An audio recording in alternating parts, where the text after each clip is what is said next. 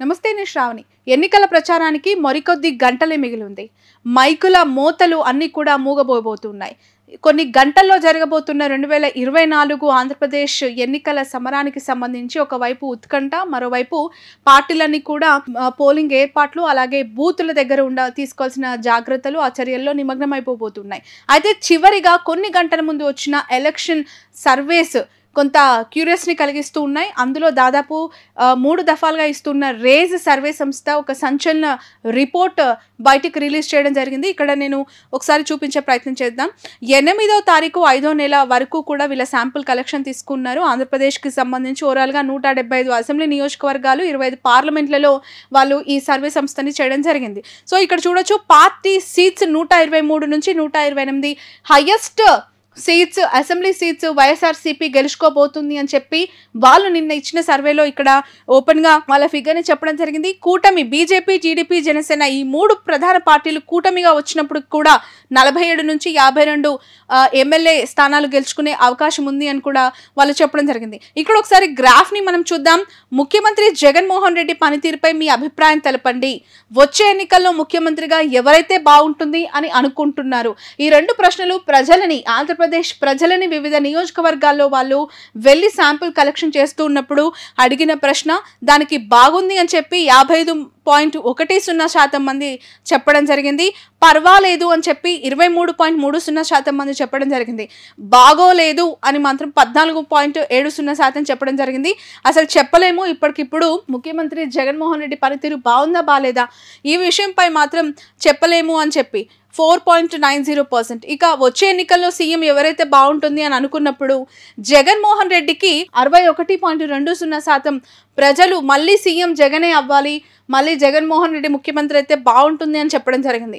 ఇక చంద్రబాబు విషయానికి వస్తే 31.50% మంది ప్రజలు ఆంధ్రప్రదేశ్లో చంద్రబాబు సీఎం అయితే బాగుండు అనే అభిప్రాయాన్ని వ్యక్తం చేశారు.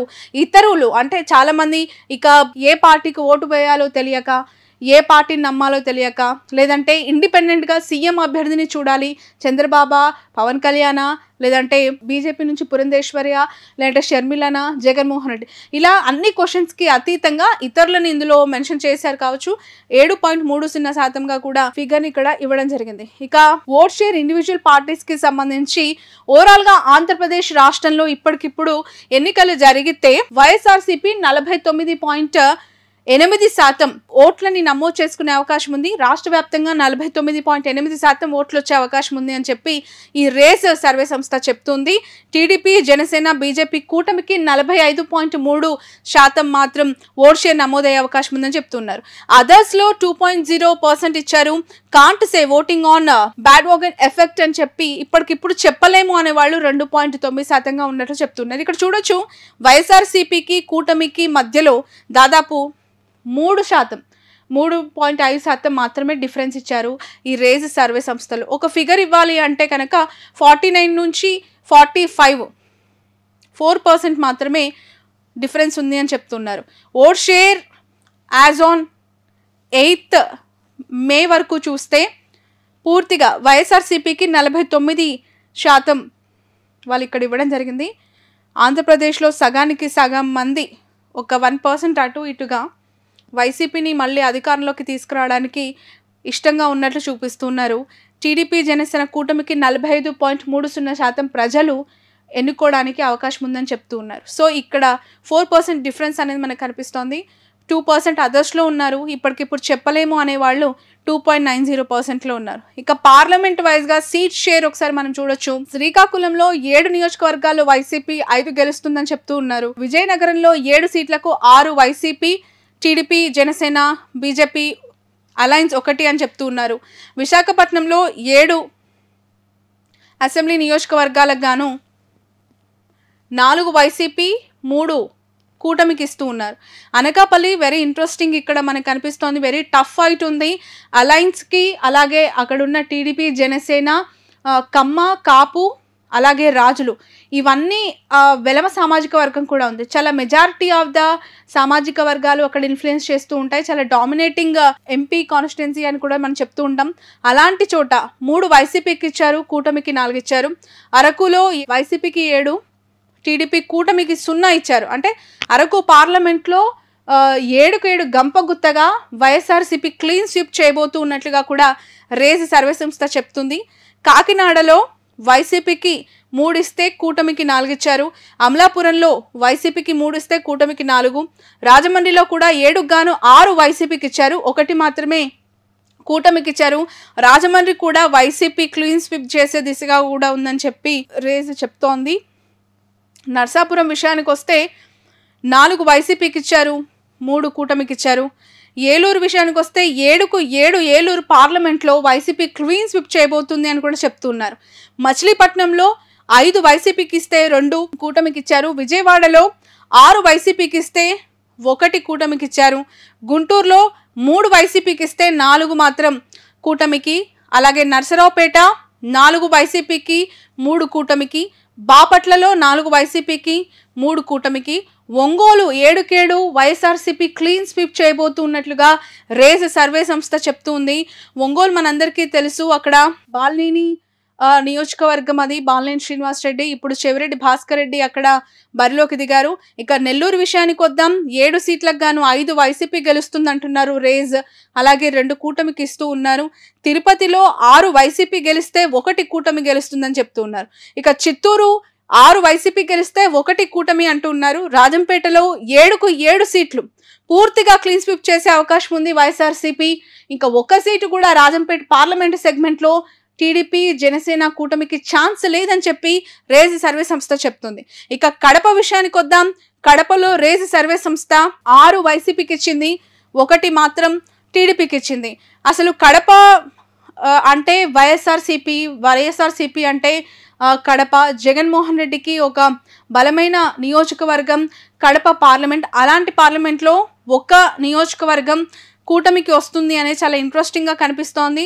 Let's wait and see. ఎందుకు అంటే కడప టార్గెట్గా జగన్మోహన్ రెడ్డి ఈసారి అనేక డెవలప్మెంట్స్ చేశారు. అక్కడ 7 అసెంబ్లీ నియోజకవర్గాల్లో పూర్తిగా 7కి 7 తను వాళ్ళ అకౌంట్లో వేసుకోవాలని కూడా చాలా డెవలప్మెంట్స్ చేశారు. సో ఇక్కడ 1 మాత్రం టఫ్ ఉంది. అది మేబీ మైదుకూరు అవ్వచ్చు, ప్రొద్దుటూరు అవ్వచ్చు, ఇంకా ఏదైనా ఉండొచ్చు. 1 మాత్రం వాళ్ళు ఇక్కడ ఫిగర్ అవుట్ చేశారు. ఇక కర్నూలులో 7కు గాను 5 వైసీపీకి 2 కూటమికి. నంద్యాల 5 వైసీపీకి 2 కూటమికి. హిందూపూర్ 5 వైసీపీకి 2 కూటమికి. అనంతపూర్ విషయానికి వద్దాం. ఇక్కడ కూడా 7 నియోజకవర్గాల్లో 6 వైసీపీ గెలుస్తుందంటున్నారు, 1 జనసేన టీడీపీ బీజేపీ కూటమికి అవకాశం ఉందంటున్నారు. ఓవరాల్గా 175 అసెంబ్లీ సీట్లలో 128 వైసీపీకి, 47 కూటమికి వస్తుంది అని చెప్పి ఇక్కడ వాళ్ళు చెప్తూ ఉన్నారు. Assembly wise winnowing parties for upcoming elections 2024. So శ్రీకాకుళంలో ఏ పార్టీ, అక్కడ అభ్యర్థి ఎవరు, అక్కడున్న టాప్ క్యాస్ట్లు అంటే వాళ్ళ సామాజిక వర్గాలు. ఈ రేజ్ సర్వే సంస్థ ఒక డిఫరెంట్ ఆఫ్ శాంపుల్ కలెక్షన్ చేస్తూ ఉంటుంది. గతంలో కూడా మనం ఇదే మాటని ప్రస్తావించాము. అనేక సర్వే సంస్థలు వెళ్తాయి గ్రౌండ్లో, వాళ్ళు అనుకున్న క్వశ్చనర్ని చాలా డిఫరెంట్గా శాంపుల్ కలెక్షన్ చేస్తూ ఉంటాయి. కొంతమంది ఫోన్లు, కొంతమంది ఎస్ఎంఎస్లు, కొంతమంది డైరెక్ట్ 1-on-1 వెళ్ళి శాంపుల్ కలెక్షన్ చేస్తూ ఉంటారు. కానీ రేజ్ ఈజ్ వెరీ డిఫరెంట్. ఆ రేజ్ సర్వే సంస్థ క్యాస్ట్లకు అతీతంగా, కులాలు, సామాజిక వర్గాలకు అతీతంగా వాళ్ళ శాంపుల్ కలెక్షన్ ఉంటూ ఉంది. అఫ్కోర్స్ ఇక్కడ ఒక చిన్న ఎగ్జాంపుల్ చెప్పొచ్చు. ఇచ్చాపురం, పలాస ఈ 2 నియోజకవర్గాల్లో వైఎస్ఆర్సీపీ వస్తుంది అధికారంలోకి అని చెప్పి ఆయన తన సర్వేలో రిజల్ట్ ఇచ్చారు. అక్కడున్న పెద్ద కులాలేంటి, పెద్ద సామాజిక వర్గాలు, డామినేటింగ్ క్యాస్ట్లు ఏంటి అనేది రెడ్డిక, యాదవ, అగ్నికుల క్షత్రియ, కళింగ, వడబలిజ, పల్లి యాదవ, వడబలిజ, కళింగ, సవరాస్, కొప్పు సవరాస్. సో ఈ 5 సామాజిక వర్గాల యొక్క డామినేషన్ ఈ ఏరియాలో ఎక్కువగా ఉంటుంది. ఆ సామాజిక వర్గాలకి సంబంధించిన వాళ్ళ ఓట్ షేర్ ఇన్ఫ్లుయెన్స్ చేస్తుంది. కాబట్టి ఈ 2 సీట్లు గెలవడంలో ఈ క్యాస్ట్ల యొక్క ఇంపాక్ట్ ఎక్కువగా ఉంటుంది అని చెప్తున్నారు. వేరాస్ టెక్కలి మనందరికీ తెలుసు, అచ్చెన్నాయుడు కంచుకోట, అచ్చెన్నాయుడు ఎప్పుడు కూడా అక్కడ గెలుస్తూ ఉన్నారు. అక్కడ ఆయన క్లియర్ కట్గా గెలుస్తారు అని చెప్పి రేజ్ చెప్తోంది. అక్కడున్న కళింగ, యాదవ, రెడ్డిక, పోలినాటి, వెలిమ, మాల ఈ 5 సామాజిక వర్గాలు ఈ నియోజకవర్గంలో ఇన్ఫ్లుయెన్స్ చేస్తాయి. టెక్కలిలో అచ్చెన్నాయుడు టీడీపీ నుంచి గెలిచే అవకాశం ఉందని చెప్పి రేస్ చెప్తుంది. సో ఇలా 175 నియోజకవర్గాల్లో ఎక్కడెక్కడ వైసీపీ వస్తుంది, ఏ కులాలు అక్కడ ఇంపాక్ట్ చేస్తున్నాయి అనేది కూడా ఈ రేస్ సర్వే సంస్థ ఇవ్వడం జరిగింది. Very interesting factor. జనసేన బోని కొట్టబోతోంది. జనసేన ఇక్కడ ఈ 2024లో అనకాపల్లి నుంచి తన విజయాన్ని నమోదు చేసుకునే అవకాశం ఉంది. మొదటగా అనకాపల్లి, అక్కడ మనం చూస్తే కాపు, గవర, యాదవ, తూర్పు కాపు, మాల ఈ 5 సామాజిక వర్గాల యొక్క నామినేషన్ ఎక్కువగా ఉంటుందని చెప్తున్నారు. అనకాపల్లిలో జనసేన వస్తోంది, పెందుర్తిలో జనసేన వచ్చే అవకాశం ఉంది, ఎలమంచలిలో కూడా జనసేన. ఈ 3 అసెంబ్లీ సెగ్మెంట్స్ జనసేన తన ఖాతాలో వేసుకునే అవకాశం ఉందన్నారు. పిఠాపురం, కాకినాడ రూరల్లో కూడా ఈ జనసేన ప్రభావం ఉంటుంది, అక్కడే వాళ్ళు గెలవబోతున్నారని కూడా చెప్తున్నారు. రాజోల్లో కూడా జనసేన పార్టీ అసెంబ్లీలో అడుగు పెట్టబోతోంది. జనసేన తరపున క్యాండిడేట్ వరప్రసాద్ గెలిచే అవకాశం ఉంది అని కూడా రేస్ సర్వే సంస్థ చెప్తుంది. ఇలా నరసాపురం కూడా జనసేన పార్టీ గెలుస్తుంది అని చెప్తూ ఉన్నారు. అలాగే తాడేపల్లిగూడెంలో కూడా జనసేన వస్తుంది అని కూడా చెప్తున్నారు. ఇలా దాదాపు 175 నియోజకవర్గాల్లో టీడీపీ, జనసేన, వైసీపీ ఇవన్నీ నియోజకవర్గాలు. ఇక్కడ మనకు కనిపిస్తుంది మంగళగిరిలో స్మాల్ ఎడ్జ్ టీడీపీకే ఉంది. ఖచ్చితంగా లోకేష్ గెలిచే అవకాశం మనకి కనిపిస్తోంది. మంగళగిరి చాలా టఫెస్ట్ కాన్స్టిట్యున్సీ. రాష్ట్ర వ్యాప్తంగా కూడా నారా లోకేష్ ఎక్కడ ప్రచారానికి వెళ్ళట్లేదు. ఎవరి తరపున పోటీలో ఉన్న వాళ్ళకి వెళ్ళి తన మద్దతు కోరట్లేదు. ఓన్లీ మంగళగిరికే ఆయన కన్ఫైన్ అయ్యారు, పార్టీనంతా కూడా వదిలేసి. కేవలం బాబు, పవన్ కళ్యాణ్ పొత్తులో ఉన్నందుకు ఈ ఇద్దరు రాష్ట్ర వ్యాప్తంగా ప్రచారం చేస్తున్నారు. కానీ మంగళగిరిలో లోకేష్ మాత్రం ఇంటింటికి కూడా డోర్ టు డోర్ క్యాంపెయిన్ చేస్తూ నారా బ్రహ్మని, లోకేష్ ఇద్దరు కూడా కలిసికట్టుగా మంగళగిరిలో గెలవాలి, మంగళగిరిను ఆ సీటును కైవసం చేసుకోవాలి అనే ఉద్దేశంతో చాలా స్పెషల్ ఫోకస్ పెట్టారు. దాని రిజల్ట్ ఇక్కడ కనిపిస్తోంది, మంగళగిరిలో లోకేష్ గెలిచే అవకాశం ఉందని. సో ఇలా 175 నియోజకవర్గాలకి సంబంధించి రేజ్ సర్వే సంస్థ ఇచ్చిన రిపోర్ట్. దాదాపు ఇప్పటి వరకు ఈ మధ్య కాలంలో వచ్చిన అన్ని సర్వే సంస్థలు, అంటే మెజారిటీ ఆఫ్ ద సర్వేస్, ఆత్మసాక్షి అవ్వచ్చు, అలాగే పొలిటికల్ ల్యాబొరేటరీ అవ్వచ్చు, నాగన్న సర్వే అవ్వచ్చు, ఇక జన్మత్ సర్వే ఇలా అనేక సర్వే సంస్థలు వాళ్ళ ఒపీనియన్స్ని ఇలా డేటా రూపంలో రిలీజ్ చేస్తూ ఉన్నాయి. But race is the highest figure to give YSRCP. 123 సీట్లు వస్తాయని చెప్పి రేస్ చెప్తుంది.